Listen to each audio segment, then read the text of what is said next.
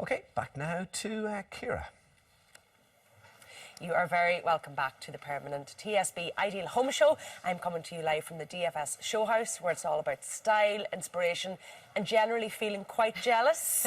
I'm joined by designer Roisin Lafferty. I have to say, I really, really love this house. I think I might just move in here permanently, if that's okay.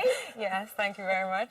It's lovely to hear. It really is beautiful. It's sort of a eclectic industrial chic, would that be right? Yeah, there's hints of different trends, but we're trying to give it personality so it is original. And, you know, we kind of encourage clients to express their own personality in their home and not follow one specific trend. Okay, well, let's start with the bedroom. Okay. Okay. What are your helpful hints? What should people go for in a bedroom, Roisin? So first of all, it's getting the space right. And your bedroom is really your sanctuary, your escape, especially if you've a young family, life is very busy. It's somewhere to go away and get away from the world. What we've tried to do here is keep it very serene, very calm, peaceful, but also with quite a lot of femininity to it. So we've gone with soft pinks, subtle greys, lots of nice textures. We've mixed then the DFS footstools, almost an animal print, which you mightn't expect, with kind of softer bedding. House Fraser, gorgeous bed linen. The bed itself is quite dramatic, the DFS bed. It's velvet buttoned, but we've used quite a lot of different cladding. Because the room is big, we've got kind of plastered walls, 3D plastered walls, mixed with textured paneling. There's quite a lot going on, but it is quite a big space. Now, if you're lucky enough to have an ensuite off your master bedroom, what should you put in there? If you have the space, it is always great to have your own bathroom. What's good, if possible, is to have twin sinks. We are kind of obsessed with both lighting and mirror, so his and her sinks, right? Okay. Yes, everyone has their own space. Tiling is also a big love of mine, so we've kept everything quite simple here. It's monochrome, but we've done dramatic enough patterns mixed with charcoal grout, so they do stand out quite strong. Those tiles are like subway tiles.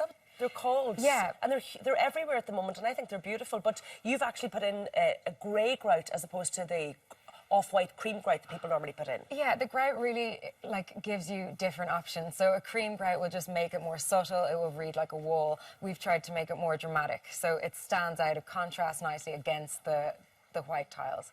Now, a children's bedroom. Yes. I generally don't think design, I just think mess. But if you do have a child and you want to do something with their bedroom, what can you do? You can be so playful. And I do understand that people don't want to spend a lot of money because the child might outgrow it, and teenagers have different tastes to children. But have fun. We've used graphics, so wall graphics, to create kind of a cloud frame. Yeah. We also sank the bed into the wall, so it's almost like a little cave, like a little nook to hide away. It's a very small space, but it's totally effective. It shows what you can do, even if you have a tiny little box room. Absolutely, and a lot of kids do. So we've put the joinery, so there's a little vanity unit mixed with the wardrobes, all sunken in the wall, and then there's a lot of mirror again, and creates the illusion of space. Now, we are obviously sitting in this beautiful sitting room, kitchen, dining area, this lovely open space. And what I love about it is there's sort of pops of colour all over the place, but you've kept the big items, a beautiful shade of grey, actually. Yeah. And then you're working off that.